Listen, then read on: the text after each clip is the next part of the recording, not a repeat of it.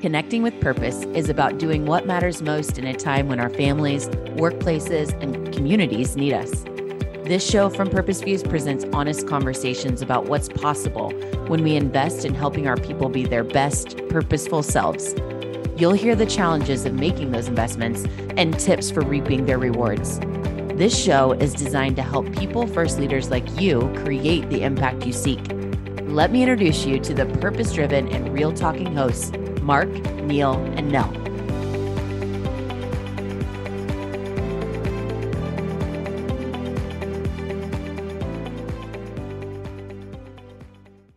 Welcome, everyone, to Season 2 of Connecting with Purpose. Honoured to have Laurie Shakur here with me, who is currently the Chief People Officer at Session AI, which is an organisation that's focused on in-session marketing with consumers online, something I didn't know much about until I dug into their website.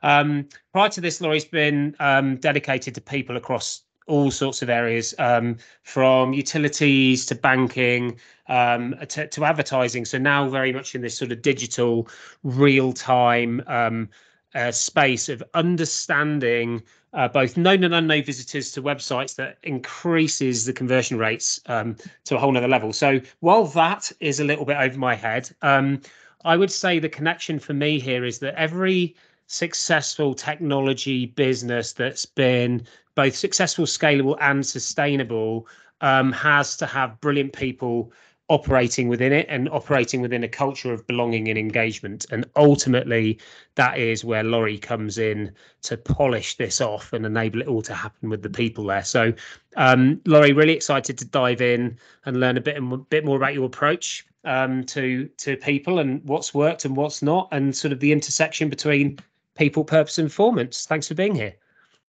Well, thank you, Mark. I really appreciate that warm welcome, and I'm excited to dive right in.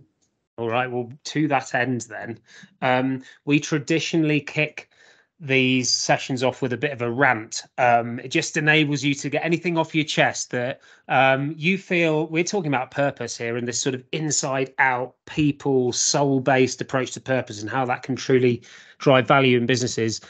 And when you see or hear companies, leaders maybe speaking of purpose and you're like, that's not purpose. What are some of those things that kind of stand out to you that purpose is not? Oh, well, first off, thank you very much for allowing me an opportunity for this momentary rant, because I do have very strong opinions about what purpose isn't. What I found as we've evolved as humans, we began with working and determining what we're going to work on. So that's when we developed the Industrial Revolution, and then we evolved into knowledge management.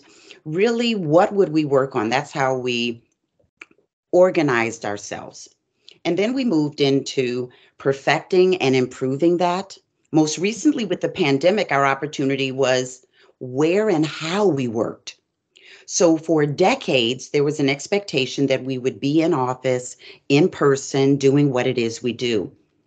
I think the true opportunity, which is linked to purpose and where so many leaders forget, is now with all the choices that employees have of where to work, how to work, we've forgotten to really double down and explain why they should work with us.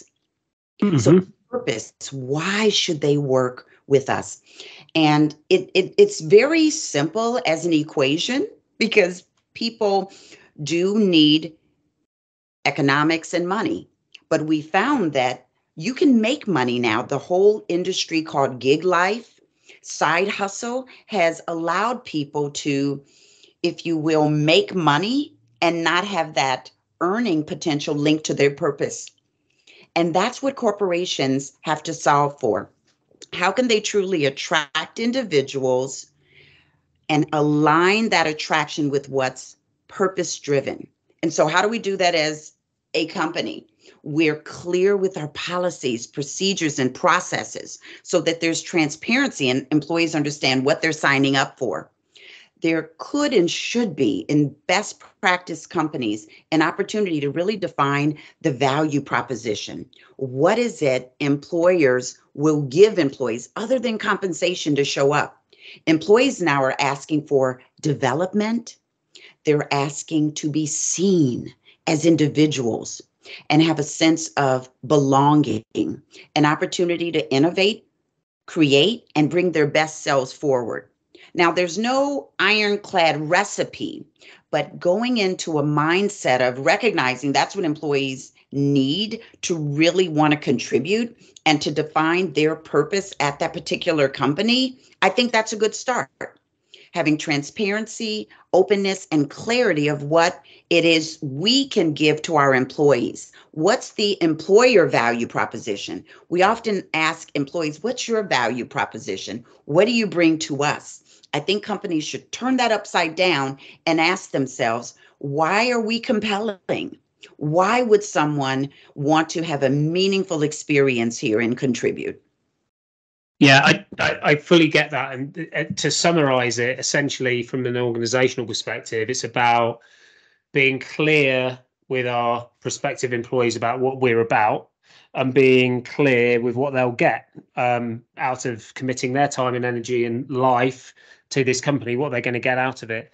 And obviously, therefore, the opportunity is aligning what they'll get with what they actually want, and ensuring that their strengths, passions, energies, that the things they want to contribute to are aligned to what you're all about. If you can get alignment between those two, using that as a framework, I would assume that you're in a pretty good place. When you think back to your career and any of the places that you've been before, what are some examples of things that have worked, that kind of demonstrate that intentionality of this is what we're about and this is what you'll get and this is how we're going to help you align your time and energy to contributing at your best within that? What's worked for you in the past? Yeah, so without calling any company out, because I've been blessed to work for some great organizations, the companies that really had clarity in their vision, mission, and purpose, the companies that had clarity in their process around defining key performance objectives and driving towards professional excellence. So organizations that have clear objective setting processes with good performance management, with ongoing coaching, feedback, and conversations. There should never be an opportunity for an employee to be surprised at their performance evaluation rating. There should be ongoing discussions. So companies that really have clarity in what they do, who they are, and what they don't do, and who they aren't. And so many companies put on the professional persona of best place to work, and all of those surveys are wonderful. But when you really boil it down to the employee experience, sometimes there's a disconnect. And so the companies that have been, in my professional experience, the most successful know who they are, what they offer, and they proudly reinforce that with their employees throughout the year. At every interaction, they remind them, we're here to do this. We're here to provide you with this. This is what we expect of you, and this is what we can commit to giving you. Yeah, and I think when you're talking about that, you're kind of looking at the, if you like, the company framework for success, which is the vision, mission, purpose being clearly articulated. That within that framework, or it kind of central to that framework, probably is the actual culture itself, right? And the culture itself will be hopefully exhibited by like values that would complement the vision, mission, and purpose as well, and how those values actually are kind of instigated as behaviours and part of performance management and part of regular feedback and part of keeping employees kind of on track and supporting them with the things they need to be successful. The other part of that within that big framework is really understanding the essence of what brings out the best in the employees, but as individuals, as each individual person. What would you say have been some good either stories or examples, or models, if you like, of things that have worked, that have really taken that company-wide framework and been able to embrace each employee's sort of special gifts within that framework so they can contribute to the things where they can have the most impact? So I'm a little biased. I love the Gallup work that they did with strengths. So I think it was Marcus Buckingham that introduced us to the strengths mentality, working with some psychologists. I don't want to go down that rabbit hole, but the strengths profile is one where I've seen in a number of companies where I've worked be transformational because it changes the conversation from areas of growth, development, and opportunity or gaps to what is it you're really good at? And let's make that into a superpower. I remember earlier in my career, and it's kind of funny looking back now, but I always received feedback in areas of gap or opportunity that had nothing to do with or directly related to my production of what I was doing that I was high performing in. And so I would wonder, well, why do they want me to work on that? Now, I know that's not a modern approach to employee development, but I think so many companies still do that. They still look at gaps versus focusing on strengths. So I'm a huge fan of aligning individuals with their strengths. Now, this can only work in a mature organization with good processes, with good leadership, and strong communication, because there's got to be self-awareness and a recognition from an employee. Here's what I'm capable of doing, a commitment to doing that, and then the leadership of the organization allowing them to do that. Probably for the last 15 years, since I've learned about and really owned my own strengths, I've reconfigured every one of my roles to allow me to operate from a strengths-based perspective. But again, I'm a practitioner and I understand how to bring out my best so that the company can best leverage me and that I can have a meaningful body of work. So I think your specific question is what tool? Strengths Finders is one of my favorite. Another one is DISC, and that speaks to temperament and style. But there's also Myers-Briggs. There's so many assessments. So what I would offer is any company that's looking to really understand their employees should have good leadership development at its foundation. And by that, leaders understanding their role as players and coaches and understanding, and I this is a little controversial, Mark, but I believe that leadership requires love. I always joke and say I drop a lot of four-letter words: love, care, hope, kind. Leadership is about loving and caring for your employees. And part of that is mining for the truth and what makes them good, mining for the truth and determining what motivates them. So that's not one conversation, you're one and done. It's over a period of time where good leadership, good leaders would peel back through numerous conversations.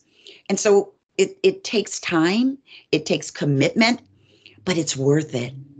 Each time I've worked with a leader and reminded them to genuinely care for their employees and ask themselves, how can they make their employees successful? I've seen transformations in those leaders. It's as though a light bulb goes off and they recognize, wait a minute, if I can bring out the best in them, then we all win. And I don't think that's always been the case. It's been more of the carrot and the stick. So more of a pushing down versus an elevating up.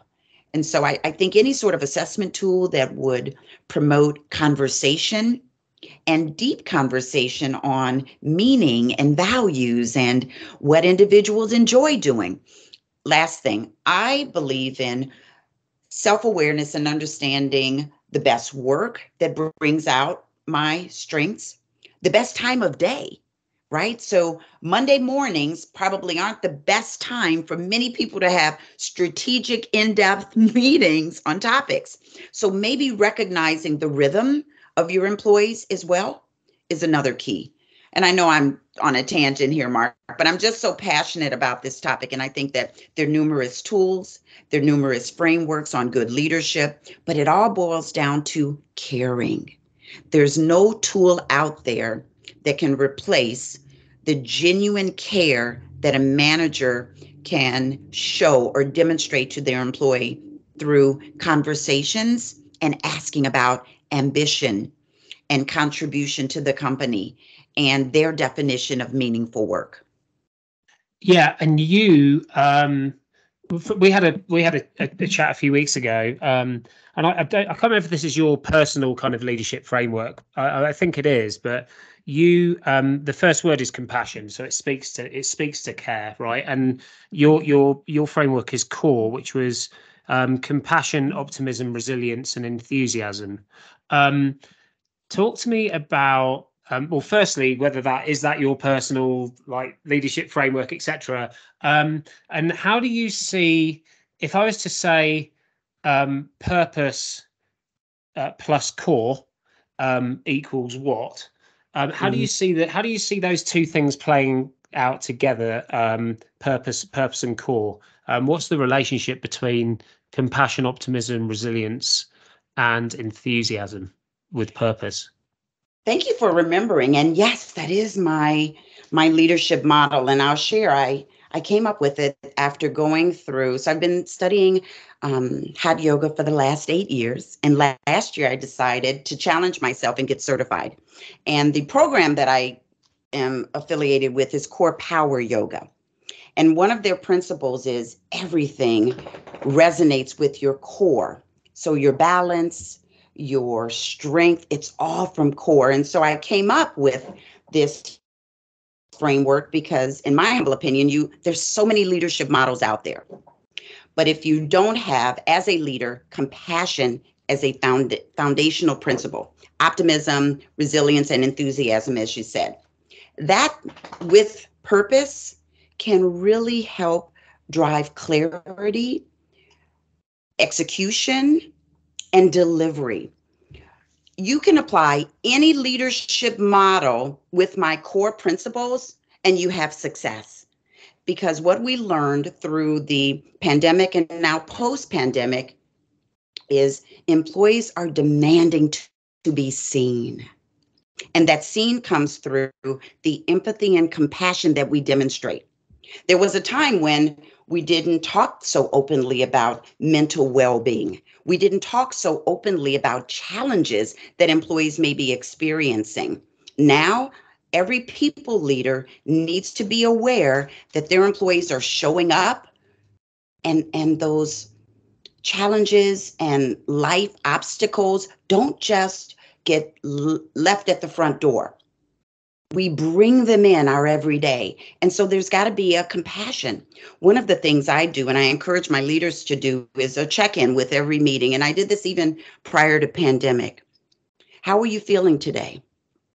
Is now still a good time to meet? Just showing that level of humanity is so important.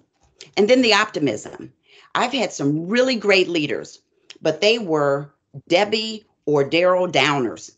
I mean, think of Winnie the Pooh, Eeyore, everything, the sky is falling, and negative. Great leaders, but they were not optimists. Leadership demands, I would say, the ability to see through the clouds, that silver lining, and to be able to drive your team to seeing that same positive outcome. And if you don't have it, it's impossible to bring it forward. It's just something that you have to develop and nurture. And you want your teams to believe. And then the resilience. That's a tough one. It's another attribute that you really can't teach, but you go through it. And resilience comes through experiencing challenges and recognizing your recipe to get through them so that you can have a repeatable way to continue to move forward. And so you do that through after action reviews of processes and programs to determine what worked and what didn't. You can be resilient when you're rolling out a program or a project, or if you're starting an organization. Everything goes back to the ability to deal with setback and recover in a meaningful, strong way. And then the E, I know people would expect empathy, but that goes with compassion. Enthusiasm, that's joy. There's so much so many studies and research. Berkeley University has an entire department devoted to the concept of happiness and enthusiasm, and how it's good for well-being, how it's good for productivity, how it's good for the business. Everything goes back to having that positive, enthusiastic mindset that, again, these four core principles, if you apply them on any leadership model, would be transformational. But it's difficult because, and the reason I called these out, similar to my yoga training, it's so foundational. Foundations can be ignored. We've heard of the saying of building a home on sand. That's what we do often in leadership when we ignore core principles of leadership.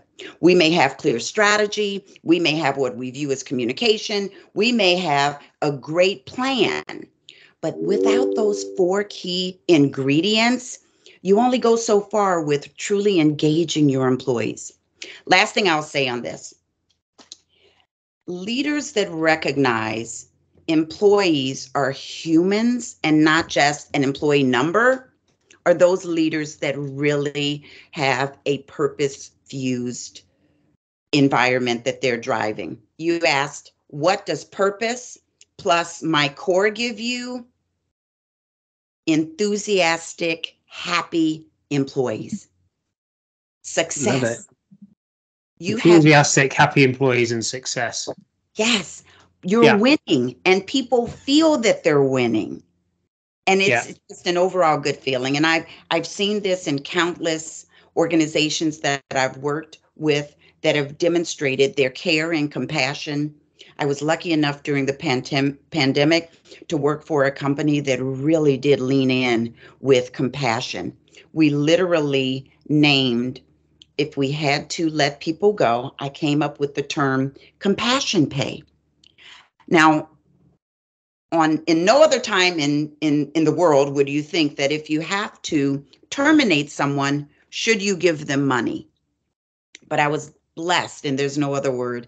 I was blessed to work for a company that I said, if we've got underperformance, because during a pandemic, you have to still manage performance. We had to still manage underperformance.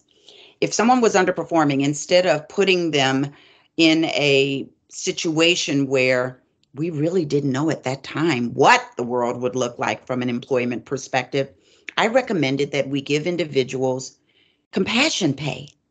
And basically, it was a severance, but it wasn't called that because they weren't being severed. They were underperforming. And so we had meaningful conversations that said, it's not working out. My company at the time allowed me to give a runway so that people could start mentally getting prepared. And then they would be given a small allotment to help them. But in so many cases, because there was that meaningful conversation and no one was being traumatically fired, but instead supported as they exited, people were grateful for that. They felt the sense of compassion from the company. And that was one of my biggest successes, I think, during that time around compassion. Removing the stigma of firing, but instead having meaningful conversations about misalignment and helping employees by ensuring that they could find their next place where they could make meaningful contributions. Yeah, I mean, I think I love that. I love that as an example that sits kind of at the end of a cycle, if you like, right? And I think the beauty of the core model is I consider them to be principles. They're like four core principles that you live by. They're behaviors, right, that you can exhibit at any stage in this cycle, at any point dealing with people that maybe might prevent some regrettable losses, but at least even if you employ them at that point, enable that transition to be smooth for people. And I asked the question just on the fly, and when you were kind of giving me the answers, I was scribbling some things down because I like the fact, firstly, that purpose is core, right? In the same way that that's the reason it's used in the yoga terminology, like it's the center of mind body, it's kind of the inside out, it's the soul. That's essentially what purpose is. But purpose has to come to life through principles. And so to me, the compassion comes in the the meaningful conversations you can have when you understand what somebody else's purpose is, essentially what they're doing when they're at their best and making a difference, you can have some very meaningful conversations around that by understanding that. The optimism comes from talking about the impact you want to make, the difference that you want to make. Like, that is by definition positive impact. It's optimistic, it's off in the future, it's aspirational. It's something that you can use as a guide to help you kind of continue go forward. And from a resilience perspective, to me, that comes down to belief, right? And so purpose in and of itself isn't enough. You need to know, like, what's the impact I want to have? What are some ambitions that it can do, help me get me there? What are my principles? And maybe they're core for you. That gives you the resilience. You've kind of created a roadmap that you believe in, that gives you the courage and the confidence to kind of move forward. And ultimately, when you look at the whole thing, which is the impact I want to have and the things I'm trying to achieve and how I'm showing up as my best through my principles, and this is the purpose that's driving me, it's so authentic. It's hard to not be enthusiastic, right? Yes. Yes. And so I was scribbling that down as you were saying it, because to me it's actually just purpose is here, and core just is the way you bring it to life. And to answer the question, as you said, what's the outcome? Enthusiastic, happy, successful employees, and therefore company. Who wouldn't want that, right? That's what companies want. You can get productivity out of your employees if you don't do any of the things we said. They'll collect a check and they'll do just what's required of them. I love this trend of quietly quitting. Those companies need to apply a little core approach, because, if employees can be very vocal and say, I'm just going to give only this and nothing more, and companies accept it, there's something really broken and wrong there. From an employee perspective, I think employees deserve to work in a place where they can be seen and valued and heard and contribute in a meaningful way. That's been my mantra for decades. And the employer's responsibility is to create that opportunity to do so. So quietly quitting shouldn't even be a phenomenon if that's happening. If employees are clear on what they bring and employers are clear on what they bring, and you bring it together like a relationship, and you ask, is this a match? And then you keep supporting each other throughout. I think that that's key. Yeah, I agree. I think from what I've seen, that usually companies are quite good at articulating the values and even the behavior frameworks around those. Articulating them isn't the same as actually living them and modeling them. But I think for most part, those things are quite clear and understood. I think companies use assessments and strength frameworks and personality assessments. We spoke about one, the GC index that we use, which I'm going to send you a link for, which assesses how people get stuff done. Those frameworks, those assessments, those models are all helpful. Core as principles are helpful. Purpose is helpful. But any of those things in isolation or any of those things in a vacuum don't work. And it's the connecting the dots piece. And I think our view is that the purpose element is so foundational to everything else. Individual understanding your employees' individual purpose and what are they doing at their very best and the difference they want to make. Well, how can we help them with that? What are some goals that sit within our organizational objectives that enable them to focus their passions and their energy where they're going to contribute at their best? Why wouldn't we want them to do that? We're big enough that we can help people focus that time and energy day to day, but also kind of craft their careers around it, right? But that's not just from them understanding what their purpose is. They need to understand the purpose. They need to understand the impact they want to have. They need to have some ambitions to work towards, and they need to be clear on what their principles are. And I think the value in all of these things is weaving them together. And whenever they're not kind of thoughtfully woven together, something falls through the cracks and something's missing. And I think so. Sorry, that's my own rant, I suppose. But it's kind of to tee up. It's kind of to tee up the next kind of phase of this, which is we've spoken a lot about things that work. Assessments work, frameworks can work, building on strengths can work, having some clear principles, starting with compassion can work, understanding what brings out the best in people can work, etc., etc. But what's not working, or what's a challenge, or what's kind of getting in the way of you being able to weave all these things together to create the kind of, if you like, ideal impact and ideal outcomes that you would like to leave behind? So I think I can come at that from two perspectives. As an HR practitioner, some of the challenges that I run into is just not enough time, not enough resources for training, development, and coaching of my leaders. Often, there's good intentions to provide that type of leadership support, but many companies promote individuals into leadership roles, and perhaps the leadership training or the leadership course isn't for some time. And so that particular new leader is left at their own devices. And often what they know or what they don't know is how they show up as leaders. So as a practitioner, sometimes being resource constraint is an issue. I think as a leader, I've found personally some challenges. One, not feeling a true connection with the employee. I hate to say it. I know I'm a people person, but I'm also human. And there have been scenarios in my career where maybe it wasn't the most harmonious relationship. I inherited a team member. How about I put it this different? A team member inherited me as a boss. And maybe there just wasn't that initial connectivity. That can be a barrier to building trust and having an opportunity to even introduce core.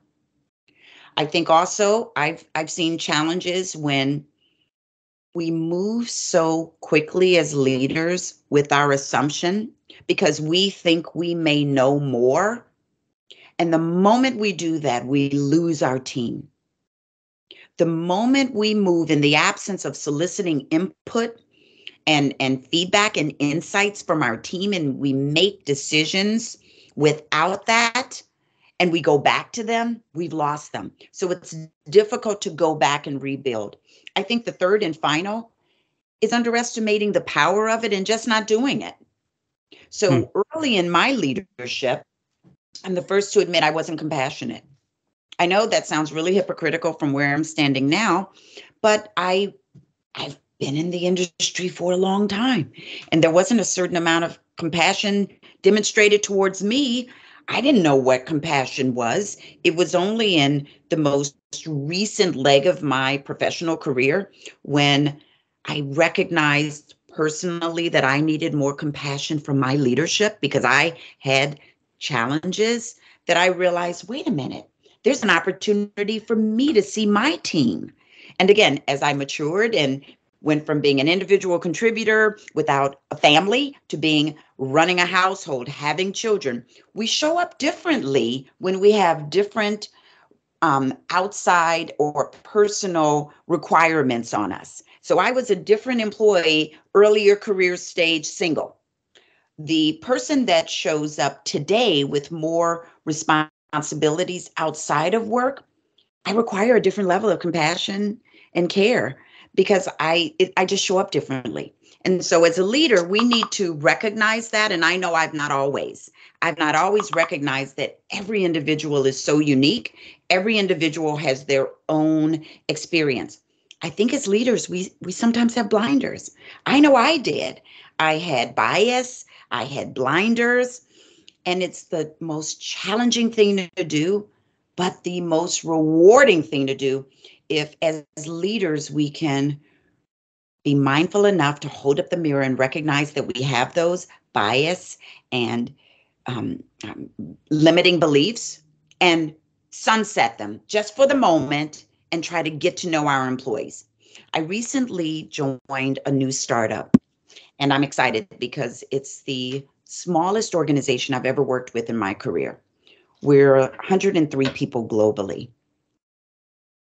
I'm having this wonderful opportunity. I'm almost viewing it as an experiment because I'm looking at these leaders who literally know their entire team.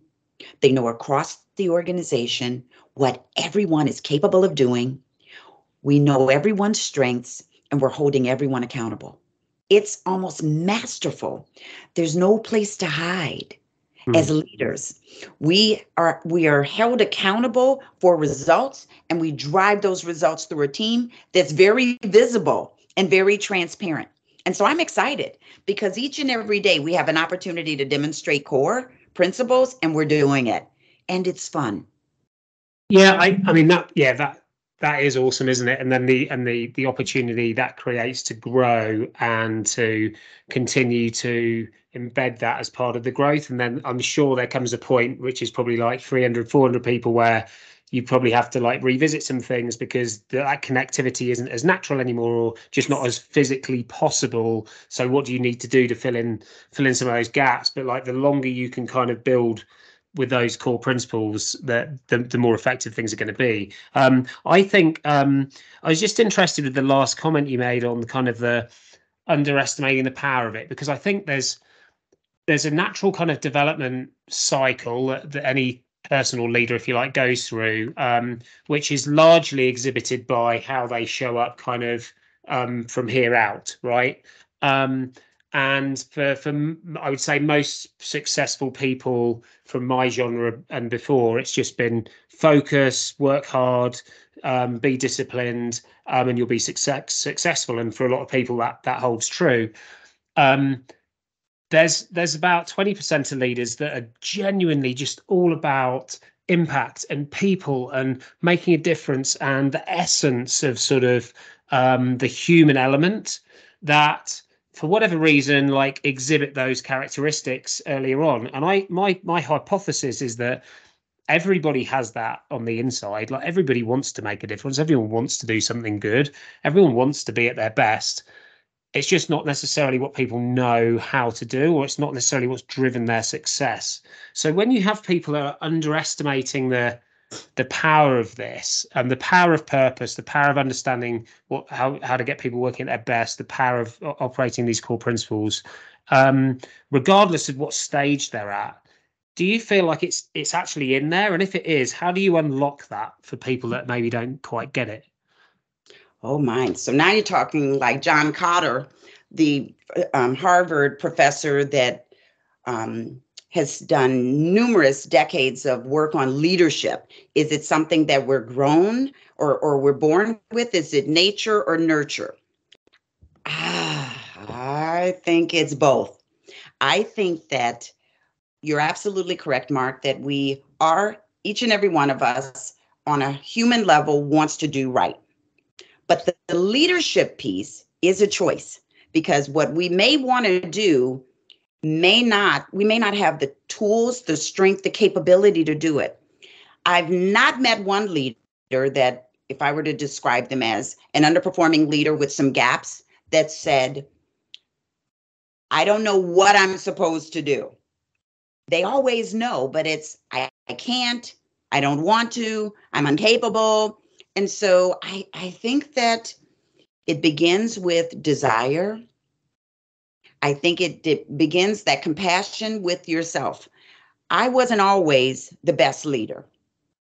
I can talk so much about leadership now and all the wonderfulness, but earlier in my career, I probably avoided some difficult conversations. I probably avoided some difficult employees because I was fearful of having those meaningful conversations and them going sideways. And so I think that leaders at our core, we know, but can we is really the question. And then it goes back to motivation. I'm motivated at this stage in my career to have a legacy of being known for developing great leaders and creating environments where people feel a sense of belonging and they can contribute in a meaningful way. That's just my little mantra. Not everyone's reached a stage in their career where they have that level of clarity. And I'm not saying everyone should or even could, but for me, that's been my North Star, if you will, because there are times when I don't want to show up and be a great leader. There are times when I just want to look the other way and go, now, do I really want to challenge this, or do I just want to let it go? But I've taken on this mantle, and it's been within the last decade. I've said, I'm going to take on every problem employee, problem organization, every challenge, and ask myself, how can I leave it in a better place? And so that includes those leaders that may really be struggling and challenged with their ability to lean in. But it goes back to nurture or nature. And I think that it's a combination. It's a yes and a yes, or a no and a no. I don't have anything definite on that. I think it could go either way. Yeah, I mean, those to me, it's knowledge, capability, and motivation, isn't it? And it's like you're saying, look, everyone's for the most part should have the knowledge. I mean, you kind of know what between right and wrong. The question is, are we capable of actually doing anything about it? Have we got the tools, the knowledge, the skills, the natural strengths to build upon? And do we care? Like, are we actually motivated to do it? And that the difference between the leaders that do and the leaders that don't is usually in the capability and the motivation areas. So I think that's a really helpful model for people to have, which also nicely tees up what we call our leadership legacy, or leading with legacy, which is the sort of last little piece of the podcast, because it's more of a personal piece. It's more about kind of what you want to leave behind, how you want to be remembered as a leader. And I've got a bunch of questions. I'll come up with one, and then we'll see what the second one is based on how you answer the first one. So let's see. I like this me, we, world framework for impact. We talk about the impact as the meaningful difference that people want to make. So me on myself, like one of the things I need to do to take care of myself, to feel good about myself. We is the impact we want to make on other people, largely the people we surround ourselves with the most. And then the world is any impact that kind of sits beyond that. So when you're thinking with the leadership lens on about impact and the impact you want to have on me, we, and world, putting you on the spot a little bit here, but what's your gut reaction to those three? What would you want to be your impact on those three levels? Oh, yes. So the me, I want to make sure that I am holding up my own personal accountability with wellness, well-being, healthy, just every aspect of that. Because if I'm not operating, and I have tried to do so, from lack of sleep and not eating healthy and just not having a balanced life, I'm no good to anyone. So I selfishly love the me first, and I focus on that. I once a month have silent Saturdays. It drives my friends and family nuts. Where were you? They're assuming I'm out doing something wonderful. I'm sitting at home doing nothing, but it's silent Saturdays. So I think it's so important for the me. Wellness, well-being, just mental health, just making sure I take care of myself. The we, again, a little selfish. I know that one of my strengths is making people, or enabling people, to see their strengths and their ability. I have just this innate way of making people believe that they can do it and do it well. And just, I'm a motivator. I really do inspire and encourage. And so my we is recognizing my role in that. So the organizations that I join typically bring me on to solve some human capital problems that have nothing to do with positivity and enthusiasm. But when I'm there, I show up with that and I help, because that positivity and enthusiasm does improve overall productivity. And then that speaks to the world piece, right? So if I am doing what I need to do for myself, if I'm helping those around me in the organization as a we, I think the world is a better place. I think that if we all look at our own tiny spot and ask, how can we make it wonderful? I think everything will change.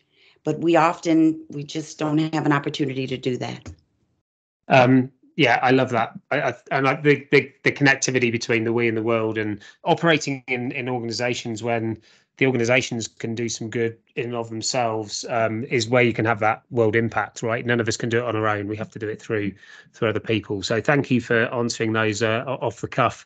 I appreciate it. All right, this one is simpler. I don't know if it's easier, but it's simpler. So this would be a kind of a complete the sentence, which is leading with purpose means what to you? What is leading with purpose?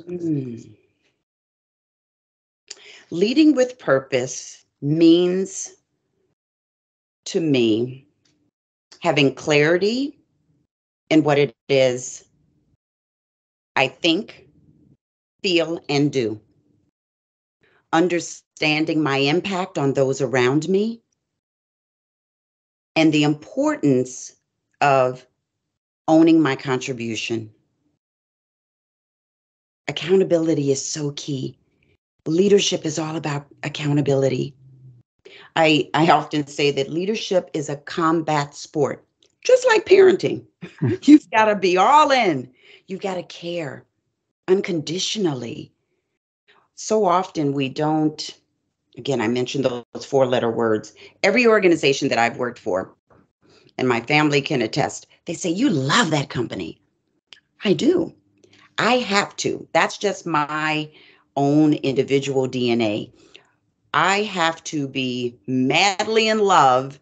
And it's okay. It's not hard for me, because if the values are aligned, if the employment agreement is there, it's easy for me to fall in love and run fast. But when I'm in that place of love, I find that I can do my best work. I can really contribute. And yeah, I think that's it. I love your definition there. Leading with purpose means having clarity about what you think, feel, and do, understanding the impact you have on others, and then owning your contribution towards that, holding yourself accountable. That's a brilliant way to close our conversation out, actually, before we get automatically booted out of the technology conversation that we would have been anyway. So, look, thank you so much, Laurie, for sharing your experience and insights with us.